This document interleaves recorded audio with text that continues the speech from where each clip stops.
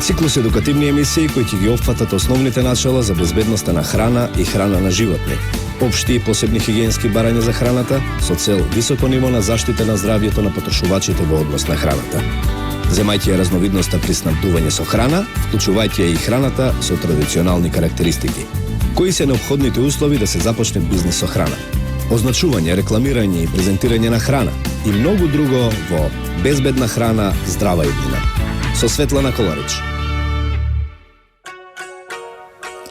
Добар ден, почитувани слушатели на Радио Слободна Македонија. Ви посакувам и денес пријатно попладне со звуците на РСМ.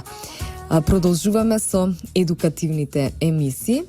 Велат дека со едукацијата можеби 70% правиш превенција. И токму нашата емисија е едукативна, наменски направена токму за вас. Денешен мој гостин, моја драга колешка Грета Николовска, дипломиран доктор по ветеринарна медицина, и накратко би ја представила, таа е член на панелот за зоонози и зоонотски агенции во Европската агенција за безбедност на храна. Исто така е и член на Комисијата за заразни болести при Министерство за здравство. Грета, добар ден и добре ни дојде во нашето студио. Добар ден, благодарам за поканата и драго ми е што можам да допринесам за едукација и секако во превенција на зоонозите. Грета навистина е човек кој што долго време е веќе во ова што ќе го зборуваме денес. Темата ќе биде интересна.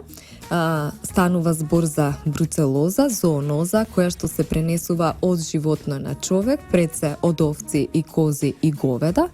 И за жал, можеби и за несреќа, Република Македонија е дел од медитеранскиот басен на земји, кој што сите ја имаат оваа болест и оваа болест ја има и во Република Македонија. Па најпрво да почнеме со состојбата на бруцелоза кај овците и козите во Република Македонија, со тоа што ние имаме два периоди во насока на оваа болест, или пак си велиме во Агенцијата за храна и ветеринарство периодот пред 2008 и периодот после 2008 година. Повели, Грета. Вака, на почетокот, пред да започнем, се работи за една тема која што е навистина актуелна и за едно заболување кое што, како што кажа, е зооноза, една од најсериозните, сериозна зооноза. Првенствено сакам да почнам со некои многу кратко општи податоци за болеста и секако за состојбата со бруцелоза во последните години, пред 2008 па и потоа. Се работи за една група на бактерии бруцели од родот бруцели, кои што се грам негативни кокобацили, кои што во случајот повеќе фокусот ќе го ставиме на бруцелозата кај овците и козите, секако и кај говедата, меѓутоа бруцелата, како група, има неколку биовари. Главен причинител кај овците и козите е бруцела мелитензис, кај говедата бруцела абортус, но исто така повремено може да се појави и бруцела мелитензис, кај свињите бруцела суис и така натаму. Сите тие имаат зоонотски потенцијал. Најголемиот зоонотски потенцијал е бруцела мелитензис, велиме зоонотски потенцијал, велиме зооноза, да им биде појасно на слушателите, се болести кои што се пренесуваат од животни на луѓе. Порано од дефинициите беа болести кои што се заеднички, меѓутоа сепак ние ветеринарните лекари од епидемиолошки аспект, најважно е што зоонозите за нас, ова е значајна зооноза, се пренесува од животни на луѓе. Ќе кажам подоцна кои се начините, како може да се пренесе болеста, и заради тоа представува голема опасност за здравјето на како на животните, така на луѓето. Ваквите сериозни консеквенции кои што ги остава болеста предизвикува, реков, и значителни економски губитоци кај одгледувачите на животни, предизвикува значителни економски губитоци. И со оглед на тоа има голем економски импакт. Многу е важно, уште еднаш во теков сигурно на емисијата, да ги повториме и да ги кажеме оние едукативни насоки и клучни елементи и фактори кои што влијаат во спречувањето на понатамашното ширење на болеста. Во Република Македонија години наназад се спроведуваа мерки за контрола и се имплементираа мерки за контрола на бруцелозата кај овците, козите и говедата, меѓутоа систематски веќе од 2008 година започна да се применува програма во која што за сузбивање и искоренување на болеста, значи зборуваме за нејзино сузбивање и искоренување, елиминација, мерки кои што опфаќаја систематско испитување на сите овци и кози, значи земање на крвни мостри, на крвни проби, но и стратегија на вакцинација. Зошто сакам ова веднаш да го кажам? Затоа што пред 2008 година животните не беа трајно идентификувани, не постоеше идентификација. Што значи тоа? Значи користење на ушни маркици, тоа значи прописно и уредно обележано животно со единствен идентификационен број. И токму ради тие причини и неконзистентноста во испитувањето на животните немаше ни поголем успех во низината ерадикација. Од 2008 година, следејќи ги светските искуства, литературата, меѓутоа искуствата од околните земји, кои што исто така, поготово европски земји, кои што веќе од 50-тите, 60-тите години комплетно се справиле со сузбивањето на болеста, но метната ни е, односно употребена е за прв пат метода за вакцинација на животните како единствено успешна алатка за намалувањето на преваленцата и односно инциденцата на болеста и за спречување на ширењето на болеста. Повеќе индикатори постојат тука кои укажуваат на сето, нели, за употребата, зошто употребата на вакцината против бруцелоза допринала, нели, за намалување во спречувањето на понатамошното ширење, меѓутоа секако помогна искуствата и се разбира постојањето на систем, на траен систем за идентификација на една централна база во која што мора да се следи секое движење на животните. Значи, затоа што сето тоа е клучен фактор, клучни фактори, клучен елемент за спречување на ширење на болест. Нормално, дека како и за секоја програма за ерадикација, многу важна е поддршката на одгледувачите на животните за да има успех самата програма. Пред 2008 година податоците, значи бројната состојба беше на позитивни животни на заболени многу голема. Тоа беше и кај животните и кај луѓето, според податоците што ги имаме од Институтот за јавно здравје.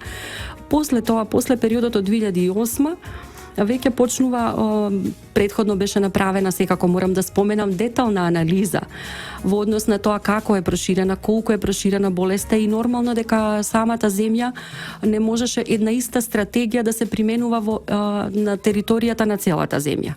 Токму од тие причини, во зависност од застапеноста на болеста, од присуството на болеста во различни региони, се применуваа и различни мерки за контрола. Земјата беше на почетокот после 2008 година на 3 региони географски, да кажеме, како ние си ги нарекуваме епизотиолошки региони, поделена во регион кој што не се врши вакцинација, тоа беше источниот дел на републиката, централниот или поголемиот дел од територијата се правеше вакцинација на подмладокот 3 до 6 месеци, ќе напоменам 3 до 6. Најважно е во овие рамки да се изврши таа вакцинација и возрастните грла диагностички се испитува, односно се тестира. И еден дел, значи тоа беше регионите кај што за прв пат започнавме Штип, Конче, Радовиш, Валандово и Карбинци, каде што се започна масовна вакцинација на сите овци и кози против бруцелоза, а подоцна оваа стратегија 2010 се дополни и уште дополнително 3 региони во државата започнаа со масовна вакцинација: Скопје, Гостивар, Тетово. Останатите региони, поголемиот дел од републиката, велам, се вршеше вакцинација само на подмладокот. И секако имаше одредени исклучаци во одредени општини кои што се наоѓаат во оние региони каде што се врши вакцинација само на подмладокот, на предлог на нашите официјални ветеринари и секако во зависност од епидемиолошката моменталната состојба, се предлагаше масовна вакцинација на поединечни одгледувалишта или стада или фарми, каде што се применуваа строги мерки на масовна вакцинација, ама велам строги мерки во смисол на контрола на движењето на животни. Значи важеа одредени правила доколку се изврши масовна. Понатаму животните нормално секое нивно движење мораше да биде секако пропратено или официјалниот ветеринар да биде соодветно известен или ветеринарот кој што е надлежен или кој што е одговорен за здравствената состојба, се со цел да не дојде до нели заедничко мешање на стада кои што се масовно вакцинирани со останатите стада. Радио Слободна Македонија. Безбедна храна, здрава иднина. Со Светлана Коларич. Повторно продолжуваме со емисијата за бруцелоза и стратегијата која што ја превзема Агенцијата за храна и ветеринарство во Република Македонија. Денешен мој гостин е доктор по ветеринарна медицина Грета Николовска, која токму на оваа проблематика и работи. Грета, ако ги погледнеме статистичките податоци, ќе видиме дека 2008 имаше околу 20.000 заразени грла на овци и кози во Република Македонија, ако ја погледнеме статистиката за 2015 ќе видиме околу 300. Станува збор за една стратегија која што делува дека е многу успешна. Меѓутоа, ние да продолжиме со мерките кои што претходно ги спомнавме за контрола и превенција во Република Македонија, но кои мерки треба да ги превземат одгледувачите и кои мерки ги превземаме ние кога ќе се детектира болест во стадото? Токму така, значи пред 2008 година и нешто почетоков од 2008 година пред да започне спроведувањето на таа за прв пат нова програма и примена на вакцинација, бројот на заболени, апсолутен број на заболени или позитивни животни се движеше повеќе од 20.000. За овците и козите зборуваме, повеќе од 20.000, а додека последниве неколку години, еве веќе се прават од за 2015 година веќе се во обработка податоците и анализите се нешто повеќе од 300 единки позитивни животни, со тоа што многу е зголемен секако бројот на тестирани животни, опфатеноста, значи е многу поголема за разлика од претходните години каде имавме неконзистентност во тоа колку стада беа испитувани, дали секоја година беа испитувани истите стада, а и подобрување во однос на ретестирањата на животните, затоа што сето тоа е многу важно и важни елементи за елиминирање на секако на бруцелозата, редовните ретестирања таму каде што ќе се потврди бруцелозата. Сега секако дека мерките за кои се применуваат во одгледувалиштата или во стадата кои што имаат позитивни единки, официјалните ветеринари се секако првенствено тие што ја контролираат имплементацијата на оваа програма, а ветеринарните друштва или како што ги нарекуваат одгледувачите, матичните доктори се тие кои што ја применуваат оваа стратегија, оваа програма. Во случај на откривање или после земањето на мострите, после земањето на крвните примероци, секако дека болеста нема специфична клиничка слика која што ќе дефинитивно ќе потврди болеста, освен, реков, повремено може би абортуси или слаб бење, губење на тежината, секако на продукцијата на млеко, други карактеристични симптоматологија нема, што значи дека не може еве однапред да се утврди нити пак да се точно знае. Затоа ни е потребна диагностиката и со оглед на тоа доколку добиеме позитивен резултат, веднаш се задолжително е и секој сомнеш секако да се пријави согласно законот на секој одгледувач на животните или лицето кое што е присутно со животните да го пријави сомнежот или доколку се потврди при редовните тестирања позитивен резултат, важно е изолацијата, превземање на една сеопфатна епидемиолошка истрага од страна на официјалниот ветеринар, меѓутоа се тоа е во поддршка со одгледувачот на животните кој што мора веднаш да знае дека треба да ги изолира или да го изолира тоа животно или животните од остатокот на животните, затоа што рековме начинот на пренос, односно да кажеме дека е преку директен контакт, но и индиректно секако преку секретите на животните, што значи дека важно не е случајно таа карантин, таа мерка секако важи и тука и можне важно е понатаму да се придржуваат собствениците, односно одгледувачите на животните на сите оние мерки кои му се наложени од страна на официјалниот ветеринар, кој што секако го контролира, реков, имплементацијата е контролирана програмата, што значи не сме да се користи, веднаш да кажам, млекото и производите од сурово млеко за исхрана на луѓето, ниту за животните, може би за животните може, но со термичка претходна обработка, со пастеризација и секако се знае дека инаку не сме во никој случај да се употребуваат и да се користат производите. Значи, но да кажам дека за одгледувачите е можне важно секогаш при секоја неслучајно се овие мерки и во одреден временски период траењето на овие овие мерки мора да се почитуваат. Значи во тој период е забрането било какво движење на животните, продавање или евентуално купување на нови животни. И затоа велиме секое продавање, купување на животни без оглед еве и во ситуации кога немаме присуство на болест. Знаат дека мора животните да се прописно обележани и мора животните да поседуваат соодветна документација за да се изврши тоа. Ќе ја поседуваат само доколку животните се претходно тестирани, доколку имаат сертификат за здравствена состојба на животните кој во исто време представува и документ за движење.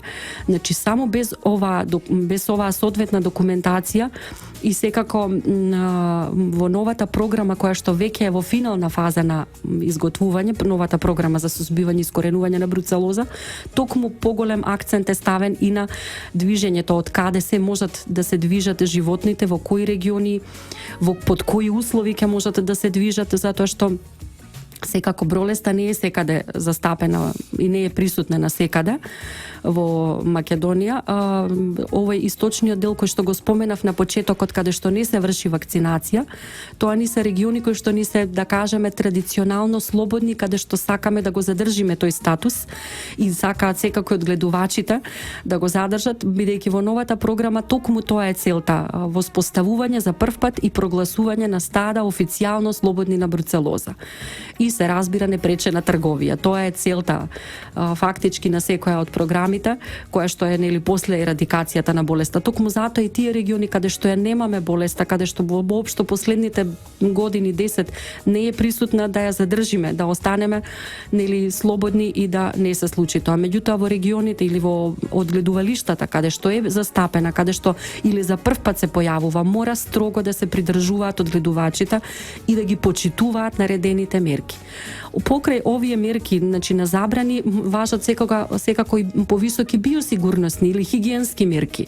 Значи чистење и дезинфекција, меѓутоа секако со насоки кои што ќе ги добијат од нивните матични доктори со кои што они одлучиле да соработуваат. Во случајот сега од 2013 веќе има нов концепт на здравствена заштита и одгледувачите сами одлучуваат без да им се наметнува со кого ќе соработуваат, односно со кој ветеринарен лекар или матичен ветеринарен лекар ќе склучат договор и ќе ги извршуваат овие да речам постапки од секундарна здравствена заштита, односно превентивата.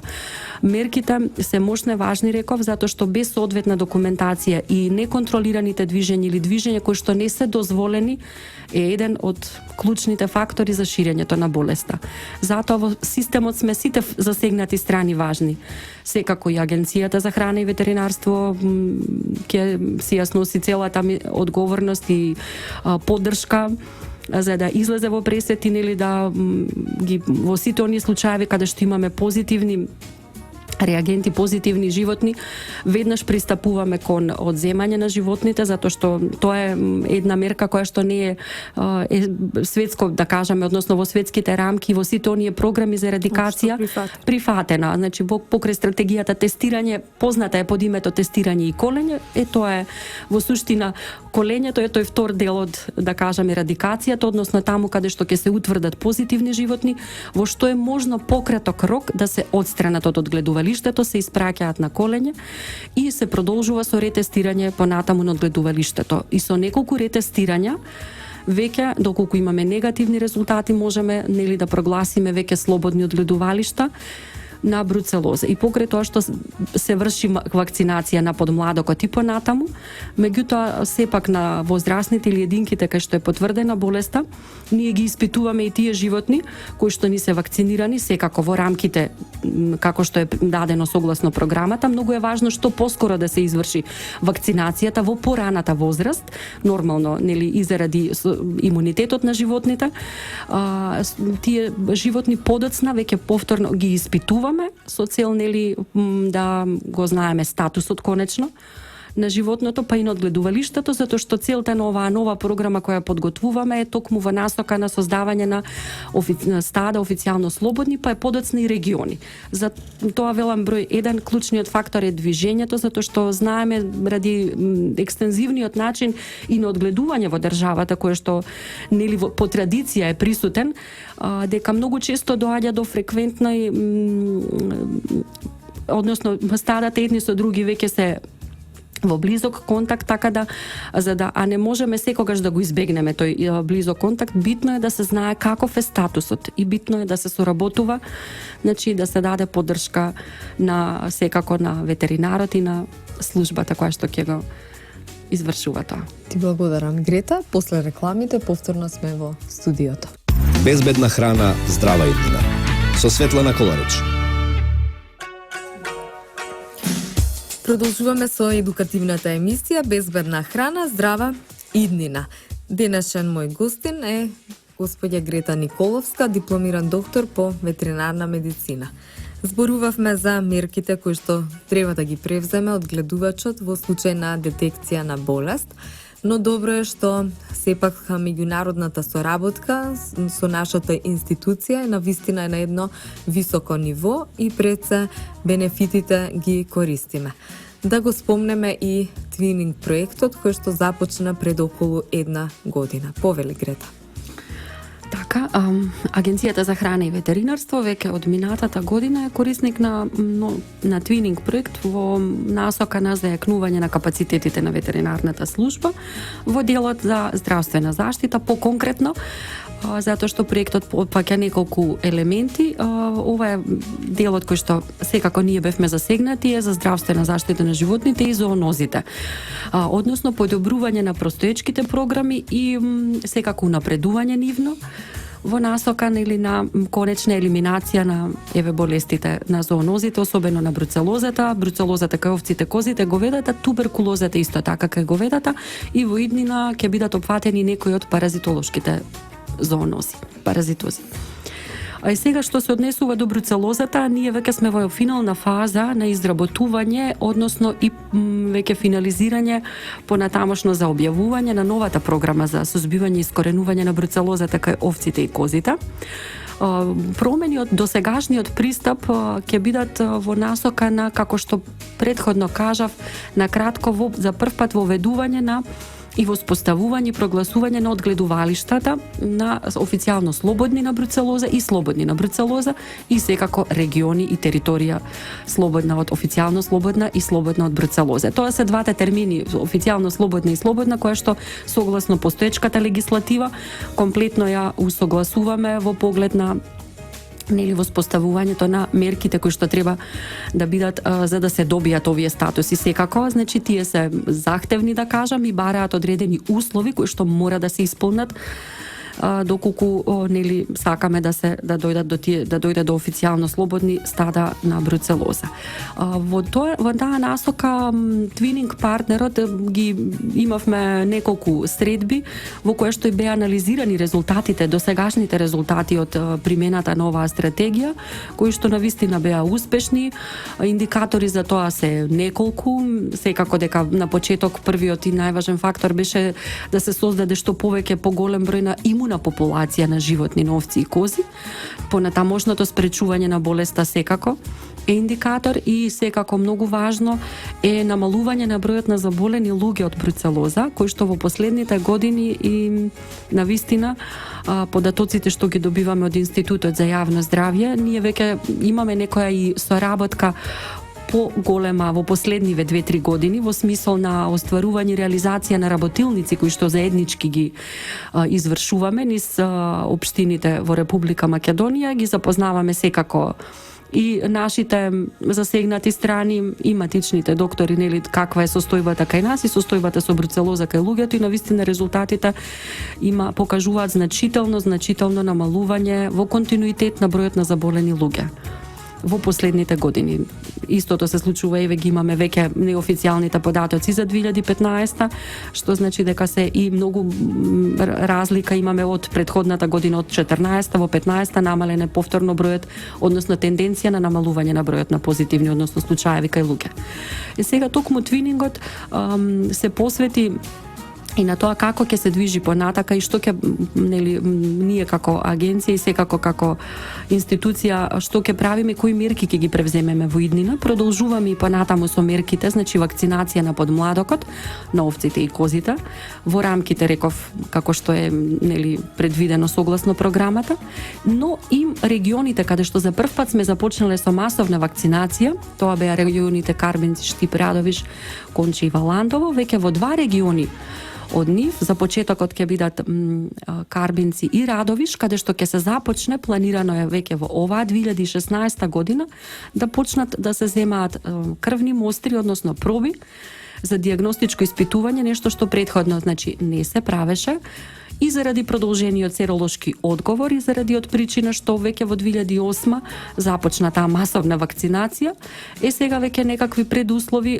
се создадени за да почне да се земаат мостри од таквите животни и во зависност од резултатите што ќе ги добиеме, затоа што во тие региони во моментот во овие региони не ја знаеме точната преваленца, затоа што годините наназад сме вакцинирале сите животни без да се земаат мостри. Во зависност од резултатите ќе продолжи и стратегијата да се одвива. Целта е реков создавање понатаму на слободни стада, односно не случајно беа одбрани овие 2 региони кои што се во близина на оние региони или општини каде што е традиционално слободни од бруцелоза и не е присутна болеста. Го спомнавме твининг проектот. Ваши партнери се италијаните.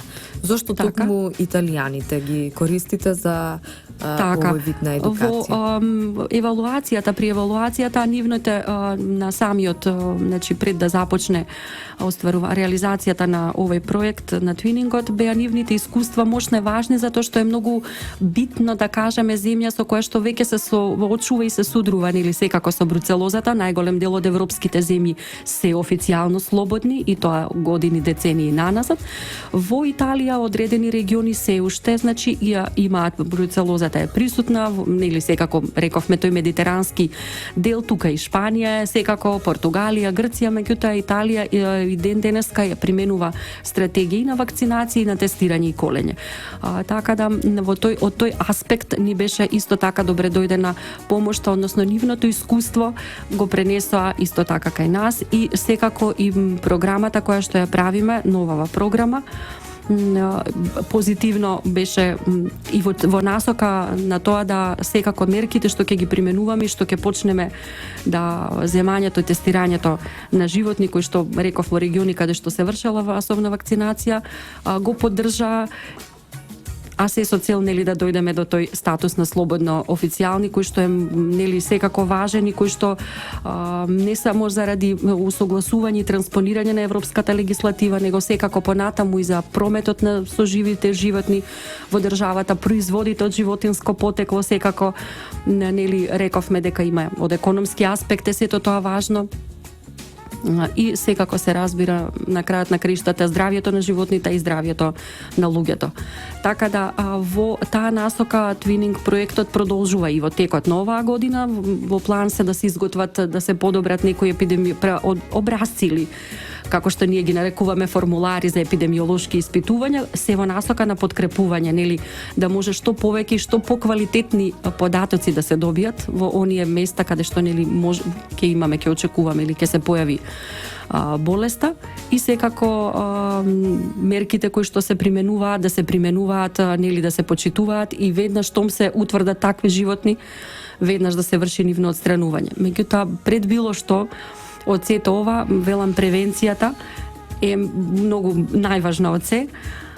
Сепак сите засегнати страни мора да се вклучат во самиот систем, затоа што само на тој начин можеме успешно да се справиме со болеста.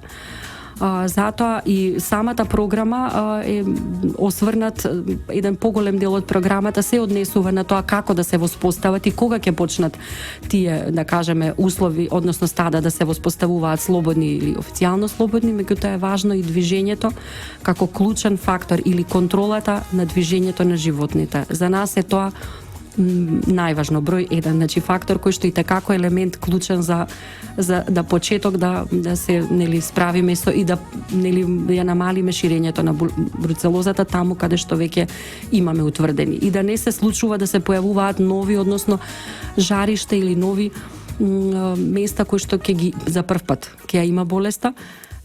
Така да, во таа насока и новата програма, значи, посебен акцент е ставен на тоа каде можат и како ќе се движат животните и влијанието секако. Што доколку се случат такви движења, што понатака, како ќе треба да реагираат одгледувачите, меѓутоа во целиот овој процес одгледувачите се исто така клучен елемент. Значи, тие кои што треба секако како засегнати страни да внимаваат и да... После рекламите ќе упатиме еден апел и препораки до слушателите. Безбедна храна, здрава иднина. Со Светлана Коларич.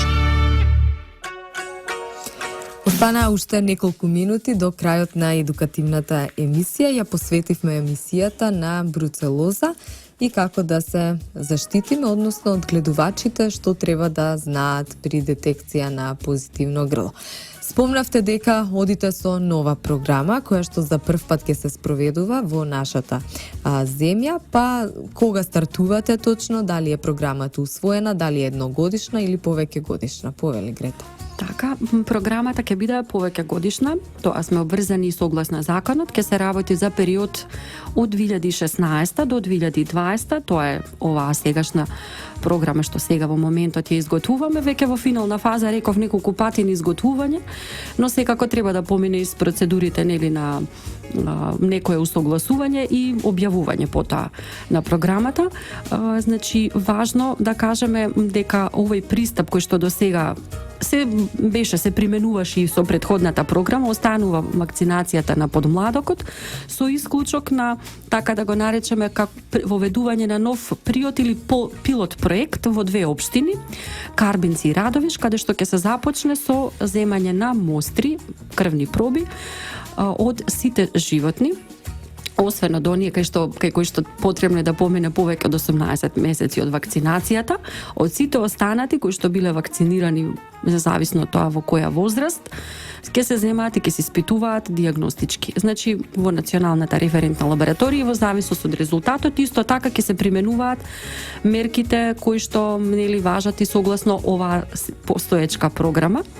И сега ќе видиме како ќе ни течат. Планирано е ова пилот проект, да кажеме, да започне од месец март или евентуално во почетокот на април и ќе се одвива заедно и со другото дијагностичко испитување или мерките односно вакцинацијата на животните кои што ќе се течат заедно во текот на тие месеци. Значи, обично, како и минатата година, така и ова, пролета, некаде, значи, реков, април, евентуално март, крајот или април, да започнеме со примена и со имплементација на програмата. Секако, ајде само на кратко, затоа што за прв пат вашите препораки до така започнуваме со примена на оваа стратегија, ќе имаме и зајакнати контроли на терен од страна на нашата служба, секако во насока на поддршка и во насока на следење на состојбата со болеста односно следење на состојбата во тие региони и препорака секако е секој сомнеш да биде навремено пријавен. Почитување на сите рестриктивни мерки кои што се наложени доколку во случај на појава на болест, значи на биосигурносните мерки за јакнување, и секако се е тоа во насока на подобрување на состојбата и евентуално тоа се трите цели што ќе ги има во новата програма и во конечно воспоставување на статус слободен или официјално слободен и во елиминацијата или редукцијата на болеста, односно бруцелата. Ти благодарам, Грета, за твоето учество и одвојување на вашето време да бидете дел од Радио Слободна Македонија и она ваше знаење да го пренесете до нашите слушатели. Ви благодарам многу на поканата и секако може и друг пат да работуваме. Почитувани слушатели, тука е крајот на денешната емисија. Повторно ќе се слушнеме со нови содржини следната недела. Трговско радио дифузно друштво Радио Слободна Македонија. Јас сум Светлана Коларич. Денеска е последниот ден од месец јануари, 31 2016 година. Продукција Радио Слободна Македонија. До слушање до следната емисија. Циклус едукативни емисии кои ќе ги опфатат основните начала за безбедноста на храна и храна на животни, општи и посебни хигиенски барања за храната со цел високо ниво на заштита на здравјето на потрошувачите во однос на храната. Земајќи ја разновидноста при снабдување со храна, вклучувајќи ја и храната со традиционални карактеристики. Кои се неопходните услови да се започне бизнис со храна? Означување, рекламирање и презентирање на храна и многу друго во Безбедна храна, здрава иднина. Со Светлана Коларич.